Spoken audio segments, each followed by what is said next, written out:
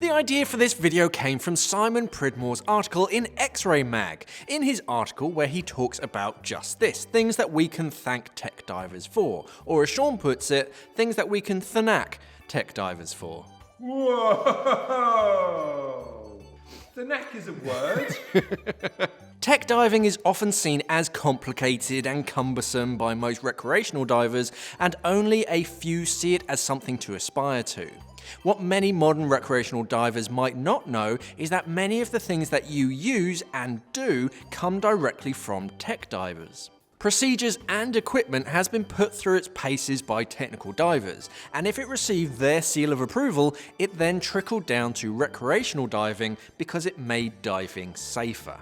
And on that note, if you want to check out Simon's article, click on the link in the description and let's take a look at 5 things we can thank technical divers for. Octos. Yep, back in the beginning, divers would only have one mouthpiece to breathe from, and that made out-of-air situations kinda tricky, because you had to buddy breathe and pass the second stage back and forth. Not the trickiest if you're both calm and in open blue water, but super tricky in enclosed spaces like caves and wrecks. Tech divers started fitting a second stage to their regulators so that 2 divers could be breathing off a single air source. A second stage?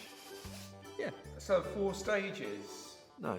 Long hoses are used by modern technical divers, about 2.1 meters long, so that you can swim single file and get out of a restriction without missing a breath.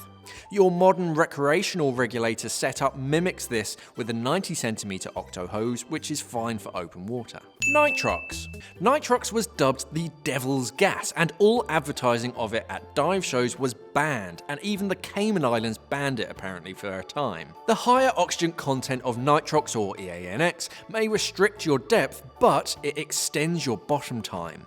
When recreational divers learned about the benefits and safety of Nitrox, and that technical divers had been using it for years, they stood up to the training agencies and dive centers who blocked Nitrox and just went to technical training agencies so that they could learn how to use the devil's gas.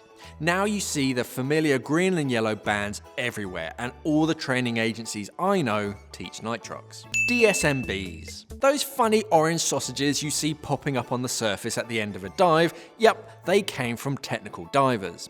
Tech divers wanted a way to reliably monitor their depth during long stops, and for the boat to monitor their position if they're drifting. Being able to send up a blob at depth meant that you didn't have to drag one along for the whole dive, and you could actually send messages up to the surface too. Now most divers are taught to use DSMBs from the beginning. Not all, we're still not quite there with DSMBs as a fundamental, but it's definitely heading that way. Many dive sites and boats actually require at least one of you to have a DSMB with you at all times. Wing style BCDs. Now we've all heard it, wing style BCDs put you face down on the surface. That's what we've been told for years. Oh yeah, and also it's apparently hard to dump gas from them.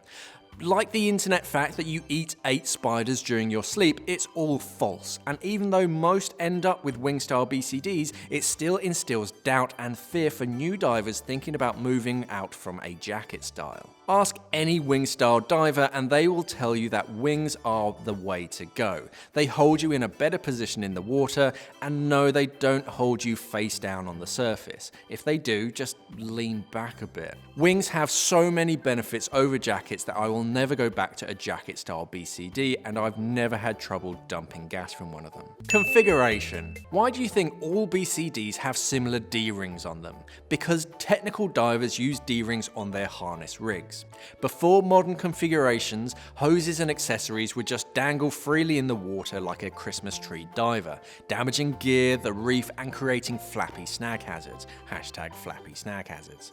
Technical divers streamlined their configuration with D-rings and bolt snaps, and the recreational market followed suit, and you'll see recreational BCDs with D-rings all over them. Sometimes too many in my opinion, but it's definitely a step in the right direction. So what do you thank technical divers for? Have you made the first step to the dark side already? I hear they have cookies. Let's have a chat about it in the comments. Thanks for watching, and safe diving. You're never gonna let it go. Thanks, Shaun. Oh.